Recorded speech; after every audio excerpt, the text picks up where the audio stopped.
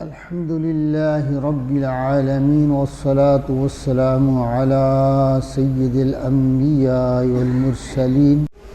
أما بعد فأعوذ بالله من الشيطان الرجيم بسم الله الرحمن الرحيم وإذا بدلنا آية مكان آية والله أعلم بما ينزل قالوا إنما أنت مفتر بل أكثرهم لا يعلمون صدق الله العظيم وإذا بدلنا اور جب ہم بدلتے ہیں تبدیل کر لیتے ہیں آیتم مکان آیا ایک آیت کی جگہ دوسری آیت جب ہم ایک آیت کی جگہ دوسری آیت کو بدلتے ہیں واللہ عالم بما ينزل اور جو اللہ نازل فرما رہا ہے اسے اللہ تعالیٰ خوب جانتا ہے جو وہ فرما رہا ہے قالوا تو کافر کہتے ہیں انما انت مفتر یہ جو آپ نے ایک آیت کی جگہ دوسری آیت لے کے آئے ہیں تو وہ اسے کہتے ہیں کہ یہ تو مومنوں سے مذاق کر رہے ہیں اپنے پاس سے بنا لیتی ہیں یہ آیتیں خود بناتے ہیں کبھی کوئی آیت کبھی کوئی آیت اور پہلا حکم ہوتا ہے اس کو بدل دیتے ہیں بل اکثرهم لا يعلمون بلکہ ان میں سے اکثر کو اس بات کا علم ہی نہیں ہے اب یہاں لفظ بدلنا تبدیلی یہ ہوتی ہے کہ یہاں ایک چیز ہے اس کو ہٹا کر کوئی دوسری چیز رکھ دی جائے ایک تو نا ایک چیز کو یہاں سے اٹھا کے ادھر یہ تو تبادلہ ہوا یہ تبدیلی نہیں ہے تبدیلی یہ ہے کہ ایک چیز کو ہٹا کر اس کی جگہ دوسری چیز کو رکھ دینا تو اللہ تعالیٰ حکمت سے اپنے علم کے مطابق جیسے وہ چاہتا ہے تو اللہ تعالیٰ اپنے احکام میں بتدریج بعض دفعہ تبدیلی بھی فرما دیتا ہے پہلے ایک آیت کا نزول ہوا پھر اللہ تعالیٰ نے اس حکم کو بدل دیا اپنی حکمت سے پھر دوسری آیت کا آ گئی اب یہ جو تبدیلی آتی تھی نا یہ ایک حکم بدل گیا ہے پہلا تو کفار کہتے تھے کہ یہ کیا مذاق ہے یہ تو مذاق کر رہے ہیں محمد صلی اللہ علیہ وسلم اپنے صحابہ سے کہ ایک حکم جو ہے نا پہلے نازل ہوتا ہے اور اس کے بعد آیت کو بدل دیتے ہیں تو یہ وہ نا اس طرح کے مذاق کہ یہ مذاق بنایا ہوا ہے خود بنا لیتے ہیں آیت اور جب بن جاتے تو وہ لے آتے ہیں پہلا حکم جو ہے نا حالانکہ یہ اللہ تعالیٰ کی حکمت ہے دیکھیے ڈاکٹر ہے ڈاکٹر سمجھانے کی خاطر کہ ایک ڈاکٹر ہے وہ کسی مریض کا علاج کر رہا ہے اب وہ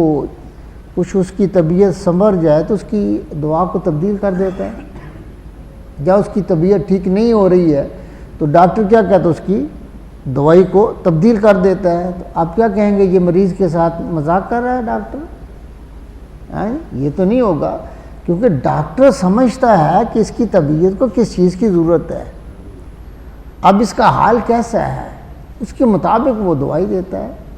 تو اللہ تعالیٰ سے بڑھ کر حکیم کون ہے جس نے خود اپنے ہاتھوں سے اس مخلوق کو اس انسان کو بنایا ہے تو وہ بتدریج احکام کا نزول فرماتا ہے اور کبھی کبھی سخت حکم کو نرم حکم میں تبدیل فرما دیتا ہے اور کبھی کبھی حکمت سے نرم ہوتا ہے پہلے جو ہے حکم نرم ہوتا ہے بعد میں اس کو سخت کر دیتا ہے جو اس کی حکمتیں ہیں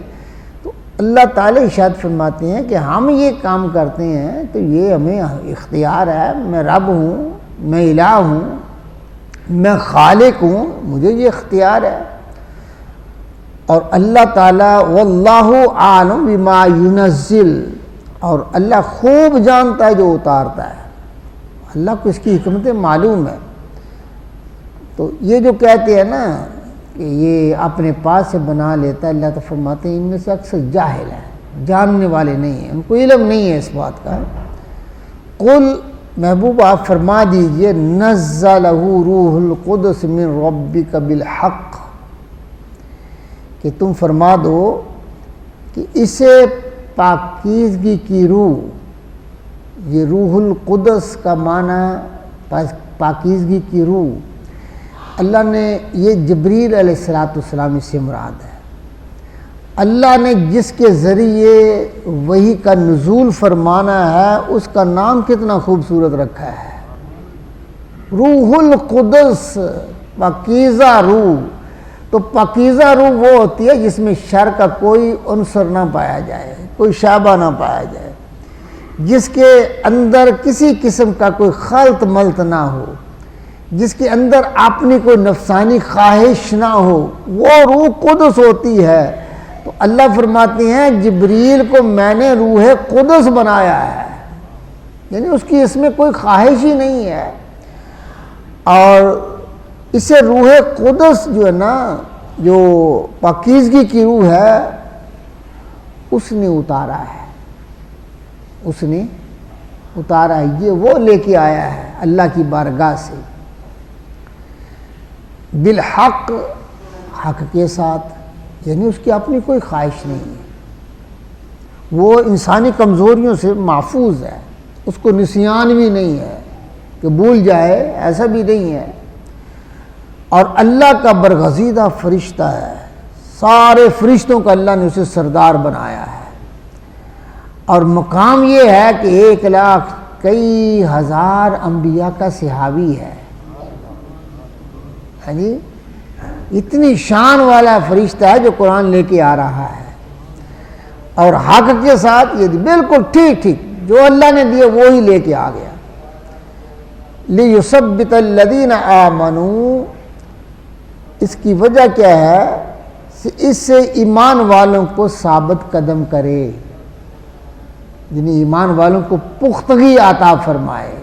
یہ احکام لانے کا مطلب کیا ہے کہ ایمان والوں کو پختگی جو ہے نا وہ نصیب ہو، وَہُدًى، اور ہدایت ہو، وَبُشْرَى لِلْمُسْلِمِينَ، اور بشارت ہو مسلمانوں کو، اس سے بشارت خوشخبری سنانا مراد ہے۔ اللہ تعالیٰ ارشاد فرماتا ہے وَلَقَدْ نَعْلَمُ أَنَّهُمْ يَقُولُونَ إِنَّمَا يُعَلِّمُهُ بَشَرٌ، اور بے شک اس میں کوئی شک نہیں ہے، نعلم، ہم جانتے ہیں، اللہ تعالیٰ فرماتے ہیں انہم یقولون، کہ وہ کہتے ہیں کہ انما یعلمہ بشر، اس کو تو کوئی بشر سکھا دیتا آگے، یہ محمد صلی اللہ علیہ وسلم خود تو پڑھے نہیں ہیں، یہ اس بات کا تو انہیں علم ہے کہ ان کا کوئی، وہ کہتے ہیں یہ کوئی آتا ہے اس کے پاس آدمی، وہ اس کو سکھا دیتا، یہ آگے بات کر دیتا ہے، یعنی وہ بشر کی طرف اس کی نسبت کر رہے ہیں۔ اللہ پہلے فرما چکا ہے کہ بشر نہیں، اس کے پاس روح قدس آتے ہیں، روح قدس آتے ہیں۔ اللہ فرماتے ہیں ہمیں علم ہے، وہ جو باتیں کرتے ہیں کہ اسے آدمی آ کے سکھاتا ہے۔ لسان الذی یلحدون الیہ عجمی وہذا لسان عربی مبین، جس کی طرف یہ اس کی زبان کی نسبت کرتے ہیں، یہ نسبت کر رہے ہیں، اللہ فرماتا ہے عجمی، وہ تو اجمی ہے، وہ تو عجمی ہے۔ یہ جو کفار تھے، یہ کچھ غلام تھے عجمی، وہ حضور کی بارگاہ میں آتے تھے، یہ کہنے لگے، ان کا نام لگا دیا انہوں نے کہ یہ باتیں جو ہے نا ان سے سنتے ہیں، جس نے ماننا نہ ہو نا اس کے پاس بتھیرے بہانے بن جاتے ہیں، کبھی کہتے ہیں یہ جادو کا کلام ہے، کبھی کہتے ہیں کہ یہ جو ہے نا یہ شاعروں کا شاعر ہے، شاعروں جیسا کلام ہے، کبھی کوئی الزام لگاتے ہیں۔ تو قرآن نے پہلے ہی اس کا جو ہے نا چیلنج کر رکھا ہے کہ اگر ہے یہ تم سمجھتے ہو کوئی شاعر ہے، تم بھی شاعر ہو، اگر کہتے ہیں یہ کسی نے بنایا تو تم بھی بنا لو، کوئی ایک آیت تو بنا کے لاؤ۔ اور قیامت تک یہ چیلنج قرآن کا موجود ہے، کسی عربی نے اس دور میں کے اندر بھی اور آج تک بھی، یہ نہیں ہے کہ عربی سارے مسلمان ہیں، کفار بھی ہیں وہاں، عیسائی بھی ہیں عربی جن کی زبان عربی ہے، ہاں جی، یہودی بھی ہیں، لیکن کوئی اس چیلنج کو قبول نہ کر سکا اور ایک آیت بھی بنا کے نہ لا سکا۔ اتنا عظیم کلام ہے۔ اللہ فرماتے ہیں وہ جن کی طرف یہ نسبت کرتے ہیں وہ غلام ہے، نمبر ایک تو ہے غلام، باہر سے آئے ہوئے ہیں، یہ عرب کے رہنے والے نہیں ہیں، ان کی عربی زبان ہی نہیں ہے، یہاں آ کے انہوں نے سیکھی ہے، ان کی مادری زبان نہیں ہے، یہ عجمی ہے، اور یہ قرآن تو عربی مبین، یعنی یہ عربی روشن عربی زبان میں ہے، یعنی عظیم ترین جو معیار ہے عربی کا، ہاں جی، فصاحت و بلاغت کا، وہ اس قرآن میں موجود ہے۔ تو ان کی کیا ضرورت ہے ایسا کلام بنا سکیں؟ جب تم سے ممکن نہیں ہے تو یہ عجمی کیسے بنائیں گے؟ تم عربی ہو، اب کفار تم عربی ہو، تم نہیں بنا سکتے تو یہ کیسے بنائیں گے؟ ان کی کیا ضرورت ہے کہ یہ ایسا کلام بنا سکیں؟ یہ عربی کا کلام ہے اور یہ عجمی ہے، یہ آپ کا افتراء ہے، آپ جو ہے نا یہ جھوٹ باندھ رہے ہیں۔ تو اللہ فرماتے ہیں ایسا بات نہیں، یہ جس کی زبان نسبت کر رہے ہیں، زبان نسبت یہ عربیوں کی طرف کر رہے ہیں، تو قرآن تو عربی میں آئی، عجمی ہے، عجمیوں کی طرف یہ نسبت کر رہے ہیں تو قرآن تو ہے عربی۔ ان الذين لا يؤمنون بآيات الله لا يهديهم الله ولهم عذاب علیم، اور بے شک جو لوگ اللہ کی آیتوں پر ایمان نہیں رکھتے ہیں اللہ کی آیتوں پر، اللہ تعالیٰ فرماتے ہیں لا یہدیہم اللہ، اللہ انہیں ہدایت بھی نہیں دیتا، اللہ انہیں ہدایت بھی نہیں دیتا۔ اب دیکھا آپ نے کہ مستشرقین جو ہیں، کفار جو اسلام پر کام کر رہے ہیں، اسی قرآن کو پڑھتے ہیں، اسی قرآن کو پڑھ رہے ہیں، اس پہ تحقیق کر رہے ہیں، ہاں جی، اس کی زبان پہ تحقیق کر رہے ہیں، یعنی اس کے الفاظ پہ تحقیق کر رہے ہیں، لیکن اس کے باوجود وہ مسلمان نہیں۔ کیوں؟ اس لیے کہ ایمان ہی نہیں ہے۔ اس آیتوں پر ایمان لے کے آئیں کہ یہ اللہ کا کلام ہے، پھر اللہ تعالیٰ انہیں ہدایت عطا فرمائے گا۔ جب ایمان ہی نہیں آیتوں پر تو اللہ تعالیٰ ان کو ہدایت عطا نہیں فرماتا، نہیں دیتا ہے۔ وَلَهُمْ عَذَابٌ عَلِيمٌ، ان کے لیے دردناک عذاب ہے۔ انما يفتر الكذب الذين لا يؤمنون بآيات الله واولئك هم الكاذبون، بے شک یہ جھوٹ باندھتے ہیں، بہتان ترازی کر رہے ہیں۔ الذين لا يؤمنون بآيات الله، وہی بات کہ وہ لوگ جو اللہ کی آیتوں کو نہیں مانتے، ان پر ایمان نہیں رکھتے ہیں۔ اولئک هم الکاذبون، وہ جھوٹے ہیں۔ جھوٹے تو وہ ہیں کہ جو اللہ کی آیتوں کو نہیں مانتے، جھوٹے وہ ہیں، سچے وہ ہیں جو اللہ کی آیتوں کو مانتے ہیں۔ آگے وَمَنْ كَفْرَ بِاللَّهِ مِنْ بَعْدِ إِيمَانِهِ إِلَّا مَنْ أُكْرِهَ وَقَلْبُهُ مُطْمَئِنٌ بِالْإِيمَانِ وَلَكِنْ مَنْ شَرَحَ بِالْكُفْرِ صَدْرًا فعليه غضب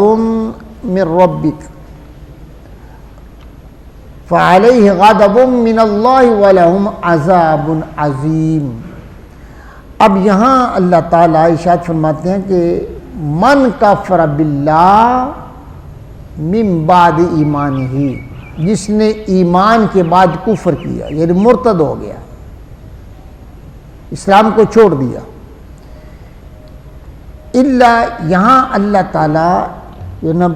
اللہ سے فرما رہا ہے کہ اللہ من اکرہا، لیکن اس کو مجبوری اتنا کر دیا گیا ہے، اس کو سزا اتنی دی جا رہی ہے کہ وہ اسلام کا انکار کرے، اور اس کو مجبور کیا ہے، لیکن حال کیا ہے وَقَلْبُهُ مُطْمَئِنٌ بِالْإِيمَانِ، لیکن اس کا جس کو سزائیں دی جا رہی ہیں اور مجبور کیا جا رہا ہے، اس کا دل ایمان پر مطمئن ہے، اس کے دل کی حالت کیا ہے کہ وہ اسلام پر اور ایمان پر قائم ہے، ثابت قدم ہے، لیکن اس کی زبان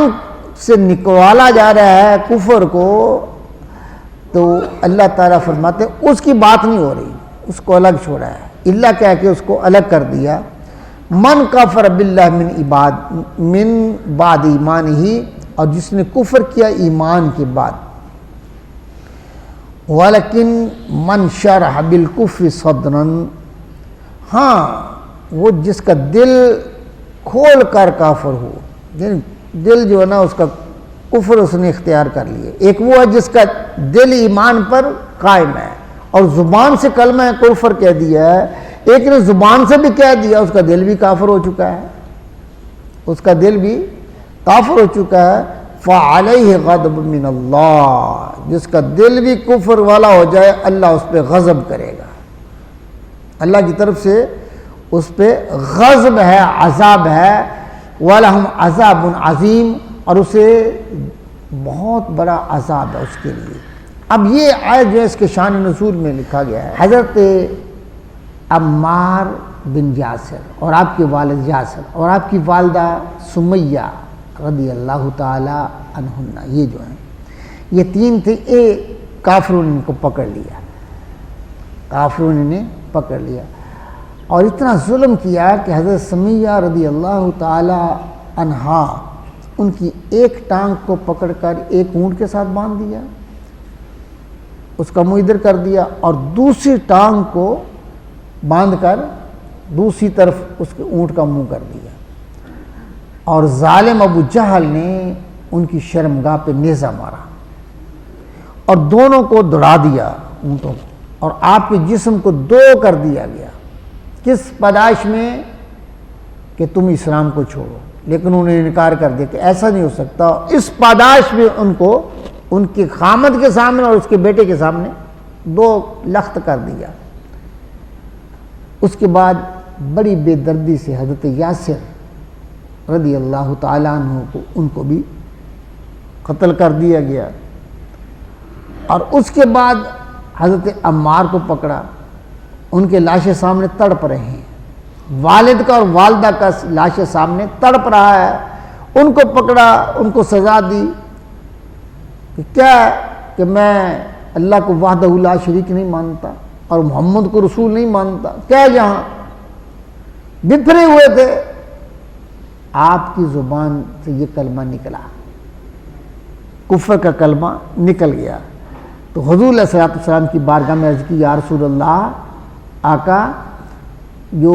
عمار ہے وہ تو کافر ہو گیا ہے، عمار، حضور علیہ الصلوۃ والسلام نے ارشاد فرمایا اس کے خون اور گوشت میں ایمان سرایت کر چکا ہے، وہ کبھی کفر نہیں کرے گا۔ کفر فرمایا اس کے سر سے لے کے پاؤں تک وہ ایمان ہی ایمان ہے۔ جب وہاں سے جان چھوٹی، حضور کی بارگاہ میں آئے روتے ہوئے، یا رسول اللہ مجھ سے ایسے ہوا ہے، میں نے کلمہ کفر کہہ دیا ہے۔ حضور نے ارشاد فرمایا یہ بتا تیرے دل کی حالت کیا تھی، تیرے دل کی حالت؟ یا رسول اللہ میرا دل ایمان پر مطمئن تھا، میرا آپ نے فرمایا اگر پھر بھی وہ تم پہ زیادتی کرے تو کلمہ کفر کہہ لے، تو مومن ہے، پھر بھی تو مومن ہے۔ اور ایک عبداللہ بن حذیفہ رضی اللہ تعالیٰ عنہ کا واقعہ آتا ہے کہ رومیوں نے کچھ مسلمانوں کو حضور جو نا وہ قید کر لیا، ان میں یہ بھی تھے، انہیں کہا کہ تو عیسائیت کو قبول کر لو۔ آپ فرمانے لگے یہ کیسے ہو سکتا ہے کہ میں محمد جیسا نبی چھوڑ کر تو میں عیسائیت کو کیسے قبول کروں، اسلام جیسا خوبصورت دین کو چھوڑ کر میں ایسے نہیں کر سکتا۔ انہوں نے کہا اچھا، انہوں نے آپ کو سولی پہ لٹکا دیا اور کہنے لگا جلادوں کو کہ اس کے پاؤں پر بھی تیر مارو اور اس کے ہاتھوں کو بھی چوٹیں لگاؤ تاکہ اس کو تکلیف ہو۔ انہیں بڑی تکلیف دی کہ پھر اتارا، فرمایا ہاں اب عیسائیت کو قبول کر لے گا؟ آپ نے فرمایا یہ نہیں ہو سکتا۔ پھر ایک دیگ کو گرم کیا گیا جس کے اندر بہت نیچے آگ جو ہے دہکائی گئی، یہاں تک کہ جب وہ سرخ ہو گئی تو ایک مسلمان کو ان کے سامنے اس کے اندر ڈال دیا گیا، وہ تڑپ تڑپ کر شہید ہو گئے۔ پھر قریب کر کے کہا اب تیری باری ہے، بتا عیسائیت کو قبول کرتا ہے کہ یہ نہیں؟ عبداللہ ابن حذیفہ فرمانے لگے یہ نہیں ہو سکتا، میں اسلام کو نہیں چھوڑ سکتا۔ اس نے پھر تیز آگ کی، جب وہ دیگ جو ہے نا وہ سرخ ہو گئی، حضرت عبداللہ ابن حذیفہ کو قریب جا کے فرمایا اس کو ڈال دو۔ جب ڈالنے لگے عبداللہ ابن حذیفہ کی آنکھوں سے آنسو آ گئے۔ اس نے سمجھا کہ یہ اب قبول کر لے گا۔ بادشاہ نے بلایا، اس نے کہا اب تو اسلام چھوڑ دے گا؟ اس نے کہا یہ نہیں۔ تو کہا رویا کیوں ہے؟ اس نے کہا اس لیے رویا ہوں کہ اللہ یہ میری جان ایک ہے، کاش کہ ہزاروں جانیں ہوتی اور آج میں تیرے نام پہ قربان کر دیتا۔ نعرہ تکبیر، نعرہ رسالت، یا رسول اللہ، نعرہ حیدری، نعرہ غوثیہ، شان صحابہ۔ کاش کہ ہزاروں جانیں ہوتی۔ رونا تو اس بات پہ آ رہا ہے کہ میں تیرے نام پہ فدا کر دیتا، اس بات پہ رونا آ رہا ہے۔ اس نے قید کر دیا۔ قید کرنے کے بعد کافی دن بھوکے رکھا، پیاسے رکھا، اور کافی دنوں کے بعد اس کے سامنے حذیفہ کو کیا پیش کیا؟ عبداللہ بن حذیفہ کو شراب اور سور کا گوشت، خنزیر کا گوشت دیا۔ انہیں پتہ تھا کہ یہ دونوں حرام ہیں، آپ نے اس کی طرف دیکھا بھی نہیں۔ بادشاہ کہنے لگا کہ تو اتنا بھوکا پیاسا ہی اس کو کیوں نہیں کھا رہا؟ آپ فرمانے لگے استرار میں ہمارے دین میں جائز ہے جان بچانے کے لیے حرام کھانا، لیکن میں نے اس لیے نہیں کھایا کہ تو خوش نہ ہو جائے کہ اس کا ایمان کمزور پڑ چکا ہے۔ وہ اتنا متاثر ہوا، اس نے کہا اچھا اگر ایسا ہے تو پھر میرے سر کو بوسہ دے، میں تجھے چھوڑ دیتا ہوں، آزاد کر دیتا ہوں۔ آپ فرمانے میں اکیلا نہیں جانا چاہتا، میرے ساتھ جتنے اسیر ہیں، جتنے قیدی، سب کو آزاد کرے، پھر میں تیرے سر کا بوسہ لوں گا۔ اس نے کہا ٹھیک ہے، ایسے ہی سب کو آزاد کر دوں گا۔ اور اس حضرت عبداللہ بن حذیفہ نے اس بادشاہ کے سر کو جو ہے نا بوسہ دیا، اس نے سب کو آزاد کر دیا۔ جب مدینے میں پہنچے اور سارا واقعہ سنایا، حضرت عمر فاروق فرمانے لگے سارے مسلمانوں پر یہ واجب ہے کہ عبداللہ ابن حذیفہ کے سر کو بوسہ دے، اور میں خود اس کے سر کو بوسہ دے رہا ہوں۔ سبحان اللہ۔ یہ ہے تو قرآن مجید فرقان حمید میں اللہ ارشاد فرما رہے ہیں کہ من کفر باللہ من بعد ایمانہ الا من اکرہ وقلبہ مطمئن بالایمان، جس کا ایمان پر دل مطمئن ہے مگر وہ مجبور ہو گیا ہے، اس کو چھوڑ کر، اس کے بعد جس نے مرتد ہو گیا، ایمان کو چھوڑ کر کفر اختیار کیا ہے اور اس کا دل بھی کفر پر جم گیا ہے، وَلَكِن مَنْ شَرَحَ بِالْكُفْرِ صَدْرًا، اس کے سینے میں یہ اتر چکا ہے، کھل چکا ہے کفر کے لیے، فَعَلَيْهِ غَضَبٌ مِّنَ اللَّهِ، اللہ کا اس پہ غضب ہے، وَلَهُمْ عَذَابٌ عَظِيمٌ، اور اس کے لیے دردناک عذاب ہے۔ وَآخِرُ دَعْوَانَا أَنِ الْحَمْدُ لِلَّهِ رَبِّ الْعَالَمِينَ۔